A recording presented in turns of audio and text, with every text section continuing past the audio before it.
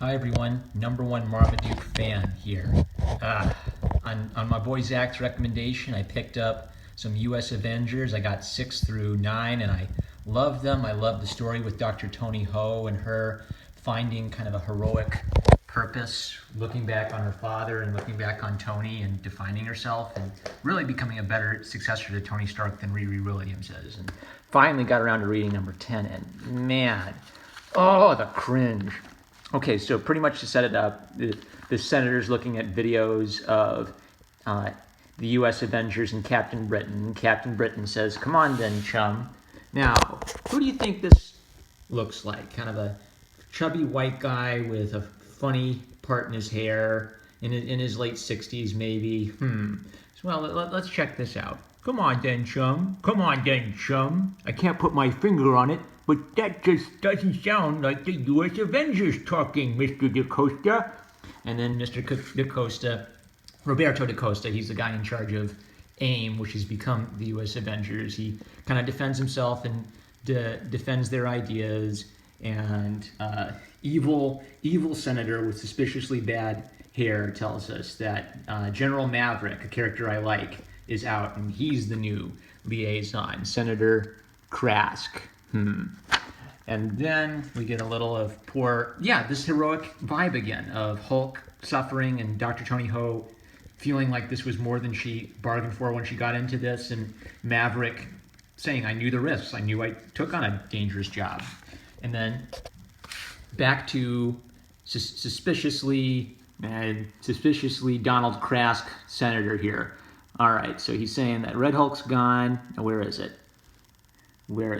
Okay, so it says he's out. Oh, here we go. Okay. "No man may serve two masters, DaCosta. Something for you to keep in mind." Where? Oh, that's Jesus. Okay. Gee, I wonder what the purpose is in suspiciously white, bad hair, chubby, old white senator who appears to not like British people and wants to control America's borders. I wonder why he's quoting Jesus. Could that be a sort of subtle allusion of some kind? And then he thinks about the other ones. Here it is. "Your head of engineering, Dr. Ho. Diversity hire much? Don't tell me she's the best you can get. Squirrel Girl, did anyone actually see her fight Thanos? Or Doctor Doom? It's ridiculous, these stories.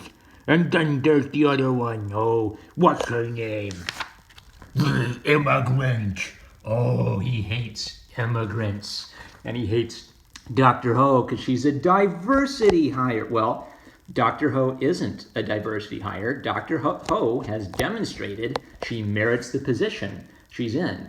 If anything, all this undermines is the idea that you should do diversity hires for people who don't merit the position, because then that casts doubts on people who do merit the position. So, you know what?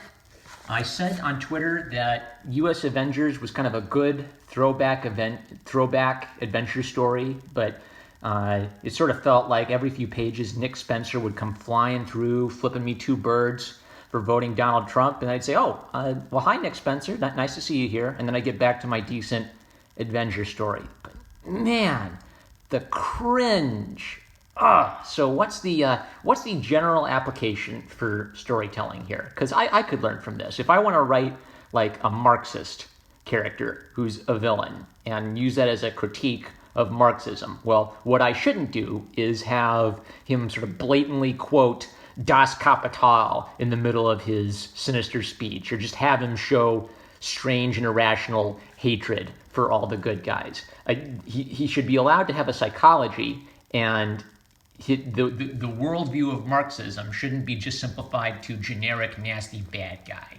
So, I don't like ripping comic books because I believe that even a bad comic book is instructive, and I still kind of like the art, and there's still this heroic vibe to it.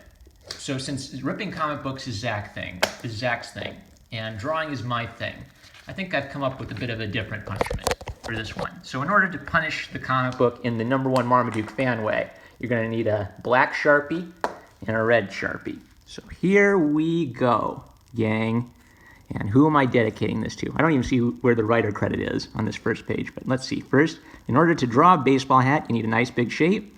You need the rim, and he's kind of looking up, so that means the rim will be pointing up. And then, oh, I should have written MAGA on it. I think people will still get the idea. And then we fill this in red.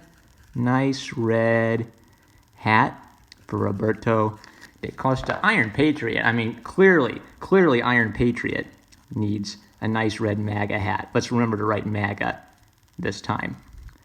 A little bit on top. And then let's make sure it's nice and red. Beautiful, beautiful, tremendous, fabulous, the most beautiful shade of red you've ever seen. Better than all other shades of red.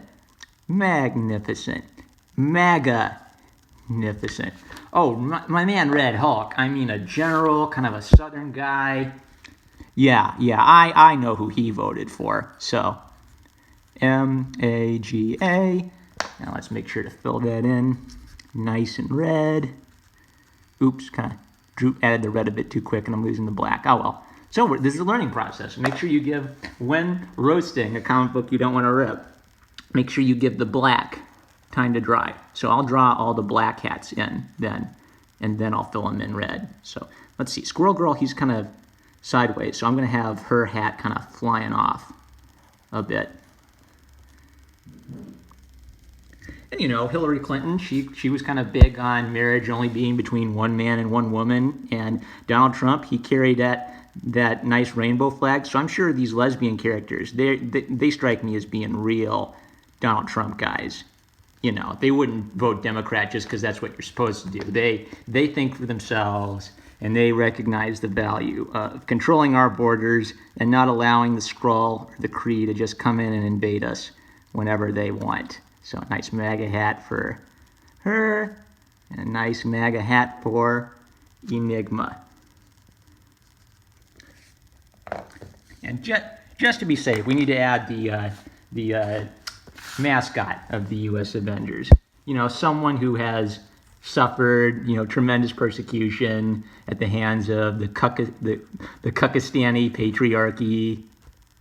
Someone who knows what it is to be treated differently because you have a funny green skin. I don't even have a green marker with me. Oh well, I'll fill that in later. So congratulations, Pepe. You are now an honorary member of the U.S. Avengers. I'm #1 Marmaduke fan. Catch you later.